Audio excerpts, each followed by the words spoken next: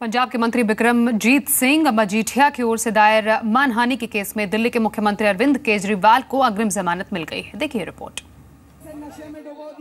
Court में पेशी के लिए अमृतसर पहुंचे केजरीवाल ने आज एक बार फिर मजीठिया पर हमला बोला, पंजाब सरकार को गिरफ्तार करने की चुनौती दी।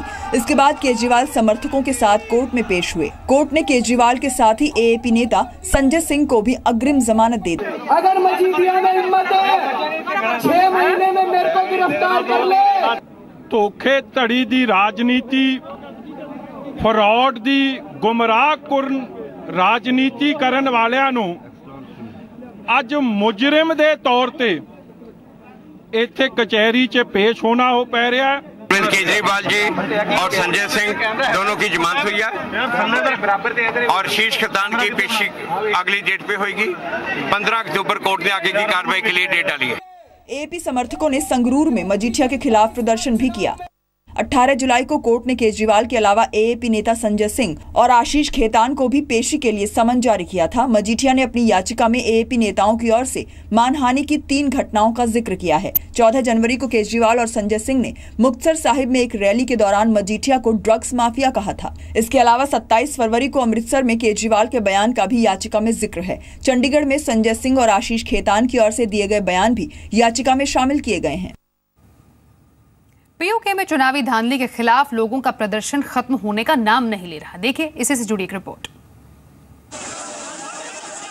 पीओके की नीलम घाटी में सड़कों पर उतरकर लोगों ने अपना विरोध जताया।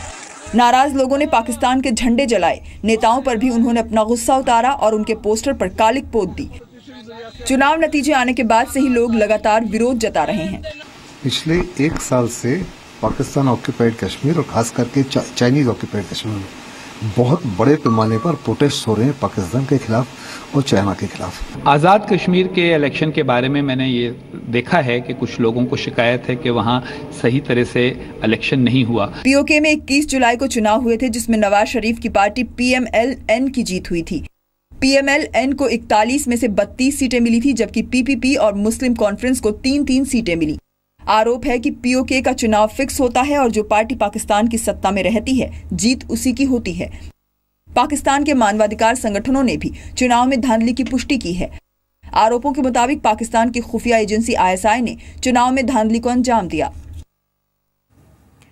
बीजेपी सांसद बीसीसीआई अध्यक्ष अनुराग ठाकुर प्रादेशिक सेना यानी टेरिटोरियल आर्मी में शामिल हो गए हैं। अनुराग ठाकुर अब लेफ्टिनेंट अनुराग ठाकुर कहलाएंगे। अनुराग ठाकुर का चयन लिखित परीक्षा और फिर इंटरव्यू के जरिए हुआ है। इसके बाद उन्हें भोपाल में ट्रेनिंग दी गई।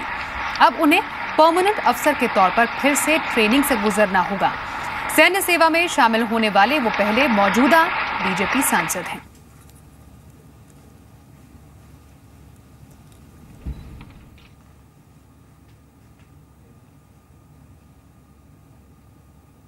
बात करते हैं विजय माल्या की। विजय माल्या मुंबई के एंटी मनी लॉन्ड्रिंग कोर्ट में आज फिर हाजिर नहीं हुए। मुंबई के पीएमएलए कोर्ट ने माल्या से आज 11 बजे तक हाजिर होने को कहा था। कोर्ट की तरफ से 29 जून को इस बारे में प्रोक्लेमेशन नोटिस जारी किया गया जिसमें कहा गया था कि वो देश से भाग गए हैं और गिरफ्तारी से बचने के लिए छिप रहे हैं। पीएमएलए कोर्ट ने ईडी की गुजारिश पर यह नोटिस जारी किया था। माल्या के हाजिर न होने पर अब ईडी उनकी और संपत्तियां जब्त कर सकता है। अब तक ईडी ने माल्या के 1411 करोड़ रुपए की प्रॉपर्टी जब्त की है। आईडीबीआई बैंक की तरफ से किंगफिशर एयरलाइंस को 900 करोड़ रुपए के लोन की ईडी जांच कर रहा है। माल्या पहले ही मुंबई के एक विशेष अदालत की तरफ से भगोड़ा घोषित किए जा चुके हैं। माल्या का पासपोर्ट रद्द किया जा चुका है जबकि इंटरपोल के जरिए गिरफ्तारी वारंट जारी करने की कोशिश भी नाकाम हो चुकी है। माल्या के खिलाफ सीबीआई और एसएफआईओ भी जांच कर रहे हैं। माल्या पर आरोप है कि उन्होंने आईडीबीआई बैंक से लिए गए लोन को अपनी विदेशी कंपनियों में लगाया। 2016 की पहली तिमाही में एफडीआई 7% बढ़कर $1055 करोड़ हो गया। Department of industrial policy and promotion यानी डीआईपीपी के मुताबिक जनवरी-मार्च 2015 के दौरान देश में $988 करोड़ का एफडीआई आया था। जिन सेक्टर्स में सबसे ज्यादा एफडीआई देखने को मिला उनमें computer hardware, software services, telecommunications, power, pharma और ट्रेडिंग बिजनेस शामिल हैं। सबसे ज्यादा FDI US, Singapore, Mauritius, Japan और नीदरलैंड से आया।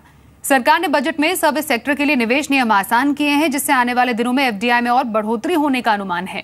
हाल ही में सरकार ने 8 सेक्टर्स में एफडीआई नियमों में ढील भी दी थी जिनमें defence, civil aviation, food processing, pharma और प्राइवेट सिक्योरिटी एजेंसीज शामिल हैं और इससे भी आने वाले दिनों में एफडीआई बढ़ने की उम्मीद है।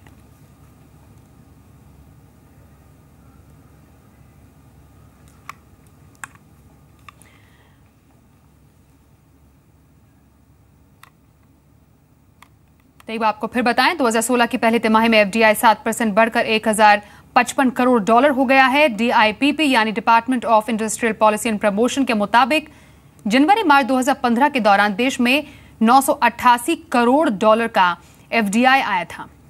जिन सेक्टर्स में सबसे ज्यादा एफडीआई देखने को मिला उनमें computer hardware, software services, telecommunications, power, pharma और ट्रेडिंग बिजनेस शामिल हैं। और सबसे ज्यादा जो एफडीआई है, कुछ देशों की बात करें तो यूएस, सिंगापुर, मॉरिशस, जापान और नीदरलैंड से आया।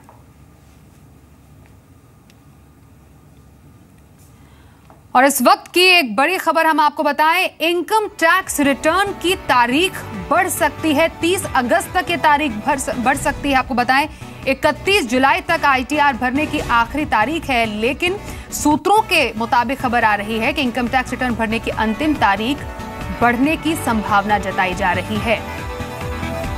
तो 1 महीना और आपको मिल सकता है आईटीआर फाइल करने के लिए। 31 जुलाई तक आईटीआर भरने की आखिरी तारीख रखी जाती है, लेकिन सूत्रों के हवाले से जो खबर आ रही है, हो सकता है ये तारीख को आगे बढ़ाकर 30 अगस्त तक कर दिया जाए। मतलब 1 महीना और आपको मिल सकता है आईटीआर भरने के लिए। कई लोग हैं जिन्होंने अब तक अपना आईटीआर फाइल नहीं किया है। कुछ ही दिन बाकी है, अब रविवार को आखिरी दिन है आईटीआर रिटर्न भरने का और सूत्रों के हवाले से जो खबर है 1 महीना और आपको शायद मिल जाए आईटीआर भरने के लिए।